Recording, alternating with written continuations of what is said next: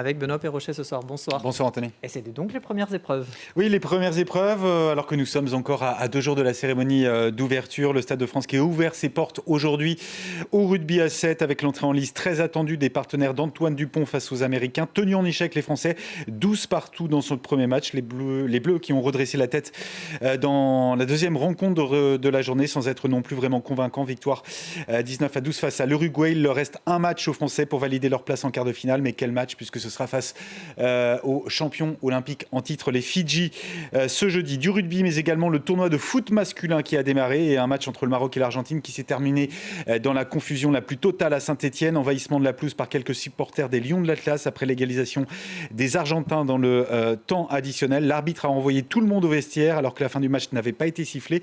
1h50 plus tard, ils sont revenus sur la pelouse. Le but argentin a finalement été refusé par la vidéo. Victoire donc du Maroc 2-1 pour ce premier couac des JO. Et justement, on espère moins de confusion, moins de cafouillage lors de la cérémonie d'ouverture vendredi. Faut pas interdit, Anthony. Les organisateurs savent qu'ils seront regardés par plus d'1 milliard de téléspectateurs. Promesse d'une cérémonie unique et inédite. Un spectacle de 3h30 qui a été minutieusement préparé depuis des mois. Les coulisses de ce show imaginé par Thomas Joly avec nos confrères de France Télévisions.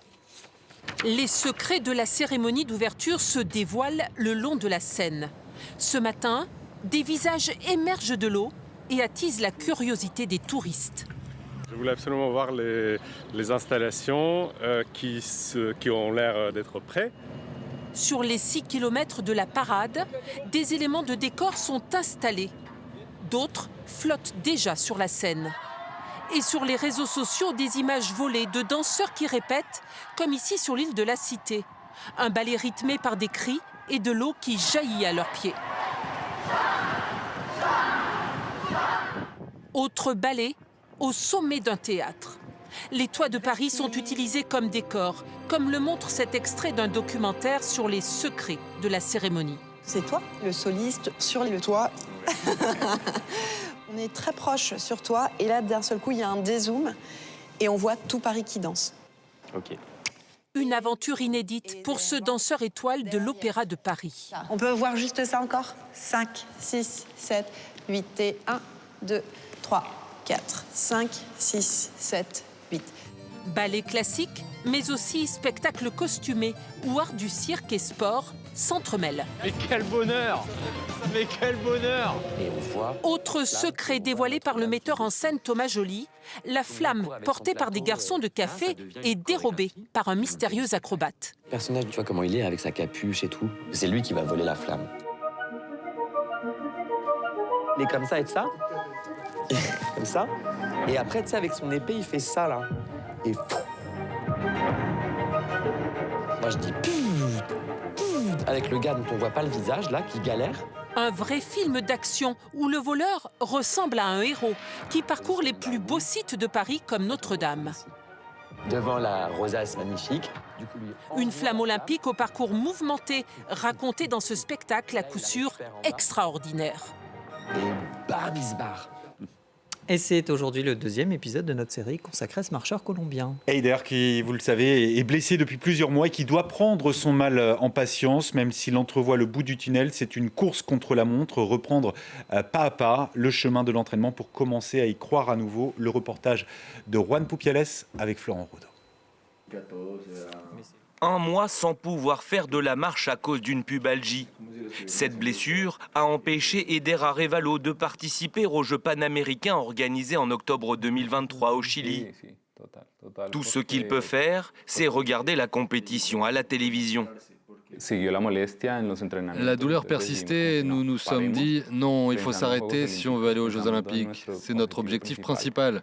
Il faut se soigner et bien guérir, suivre le processus calmement. » Mais les fantômes du passé sont de retour. Et le Colombien se souvient d'une blessure qui lui a fait craindre le pire. L'année dernière, j'ai même pensé, est-ce que je peux continuer à faire de la marche et retourner en compétition?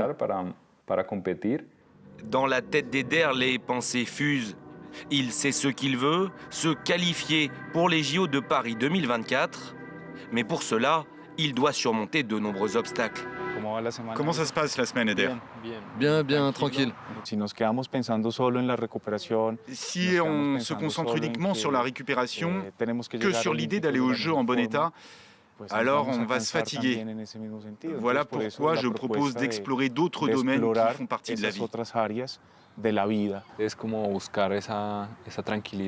Il s'agit de chercher un certain calme, une façon de retourner au calme pour ne pas revivre le stress, de ne pas pouvoir m'entraîner, de ne pas pouvoir retourner vite à l'entraînement ni à la compétition. 3 mois se sont écoulés désormais depuis sa dernière marche. Pour Eder, il est désormais temps de se tester grâce à une machine qui réduit le poids et assouplit l'impact petit à petit.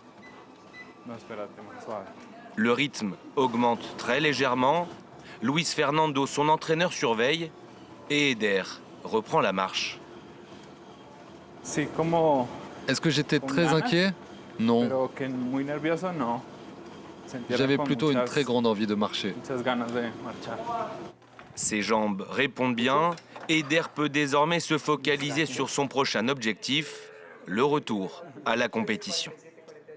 Alors la France n'est pas vraiment rassasiée puisqu'elle organisera également les Jeux d'hiver de 2030. Ah ouais, sacré appétit effectivement des Français, annonce officialisée ce mercredi, mais avec une réserve tout de même, l'obligation d'apporter toutes les garanties financières de l'État et des régions. Depuis les élections législatives, l'actuel gouvernement est chargé des affaires courantes. Le futur Premier ministre devra fournir au CIO la garantie de l'État, cette garantie qui devra être ratifiée par le Parlement au plus tard le 1er mars 2025. Emmanuel Macron qui est venu défendre devant les membres du CIO la candidature des Alpes françaises qui était, je vous le rappelle, seule en lice pour l'organisation des 26e Jeux d'hiver depuis le retrait de la Suède et de la Suisse. Voilà pour l'actu olympique du jour. N'hésitez pas à faire un tour sur notre site internet www.france24.com. Premier reportage de notre rédaction numérique aujourd'hui avec les premiers spectateurs qui goûtent enfin à la ferveur, à l'atmosphère olympique.